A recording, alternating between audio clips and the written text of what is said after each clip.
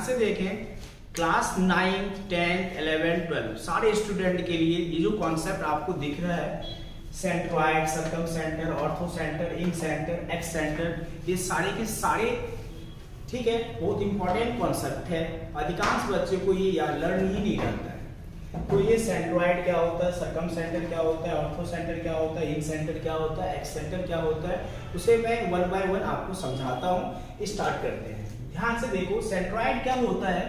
मान लो कि ये ट्रायंगल है, ठीक है, ये ट्रायंगल है, ट्रायंगल ABC, ओके। तो सबसे पहले हमें मीडियन देखना है। तो मीडियन क्या होता है, किसी भी साइड के मीड पॉइंट को जब इसके अपोजिट वर्टेक्स से हम मीट करते हैं तो एक लाइन सेगमेंट बनता है, इसी को हम कहते हैं मीडियन। और मीडियन के इंटरसेक्शन पॉइंट को हम क्या कहते हैं बच्चों, सेंट्रॉइड कहते हैं। और सेंट्रॉइड को हम G से डिनोट करते हैं, ओके। और सेंट्रॉइड जो होता है मीडियन को 2:1 के रेशियो में डिवाइड करता है। ये आप लर्न रखना, ओके। मैंने क्या बोला बेटा कि मीडियन के इंटरसेक्शन पॉइंट को क्या कहा जाता है, सेंट्रॉइड कहा जाता है। और सेंट्रॉइड को G से डिनोट करते हैं और सेंट्रॉइड मीडियन को 2:1 के रेशियो से डिवाइड करता है। ये आपके माइंड में रहना चाहिए, ओके। अब ध्यान से देखना, ओके। यहाँ पर आपको इसका डायग्राम दिखाई दे रहा होगा, ध्यान से देखना, ओके। डिटेल में आपको डायग्राम के साथ दिख रहा है। चलते हैं आगे की ओर। अब आता है सर्कम सेंटर। सर्कम सेंटर क्या होता है, सर्कम सेंटर के लिए हमें ध्यान से क्लास 9 से ही 8 से ही स्टार्ट हो जाता है परपेंडिकुलर बाइसेक्टर का कॉन्सेप्ट, एंगल बाइसेक्टर का कॉन्सेप्ट। परपेंडिकुलर बाइसेक्टर क्या करता है, किसी लाइन सेगमेंट को इक्वल पार्ट में डिवाइड करता है, ओके। तो देखो ध्यान से, मान लो कि ये ट्रायंगल है, ये सामने में ट्रायंगल है, ठीक है, और ये ट्रायंगल के साइड है ABC। इसके परपेंडिकुलर बाइसेक्टर के इंटरसेक्शन पॉइंट को हम क्या कहेंगे, सर्कम सेंटर कहेंगे, ओके।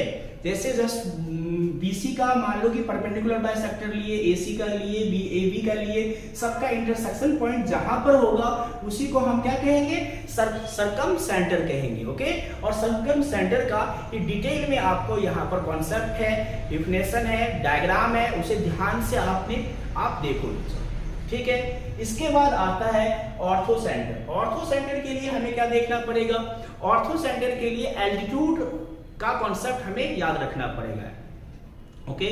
देखिए ध्यान से, एल्टीट्यूड के इंटरसेक्शन पॉइंट को, एल्टीट्यूड के इंटरसेक्शन पॉइंट को हम क्या कहते हैं, एल्टीट्यूड के इंटरसेक्शन पॉइंट को हम कहेंगे ऑर्थो सेंटर कहेंगे। एल्टीट्यूड के इंटरसेक्शन पॉइंट को क्या कहा जाता है, ऑर्थो सेंटर कहा जाता है। और इसका डीप में क्लास 9 वाले को बस डिफिनेशन चाहिए, और 11th या 12 के स्टूडेंट हो तो आप डीप में यहाँ से यह देख सकते हो, ये कॉन्सेप्ट ध्यान से देखना, ओके। चलिए नेक्स्ट अब आता है incentre. Incentre and excentre समझने के लिए हमें एंगल बाइसेक्टर, ठीक है, इसका कॉन्सेप्ट आना चाहिए। एंगल बाइसेक्टर क्या करता है, एंगल को 2 इक्वल पार्ट में क्या करता है, डिवाइड करता है, ठीक है।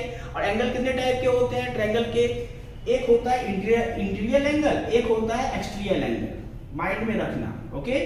तो यहां पर क्या होगा, इन सेंटर की कहानी, इन सेंटर इस टाइप से है बेटा, ये रहा इन सेंटर। इन सेंटर के लिए ये ट्रायंगल है, सामने में ट्रायंगल का ये angle A interior angle, angle B interior angle, angle C interior angle है। इसका angle bisector, angle A, angle B, angle C का एंगल बाइसेक्टर जिस पॉइंट पर इंटरसेक्ट करेगा उसे हम क्या कहेंगे, इन सेंटर।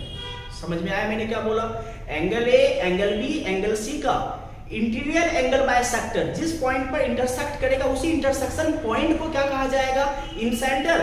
और जस्ट इसी कॉन्सेप्ट को मैं थोड़ा सा, ठीक है ना, डीप में लेकर चलूं तो यहां पर मैं बोलूं क्या, angle A, angle B, angle C का एक्सटीरियर एंगल का एंगल बाइसेक्टर जिस पॉइंट पर इंटरसेक्ट करेगा उसे क्या कहा जाएगा, एक्स सेंटर।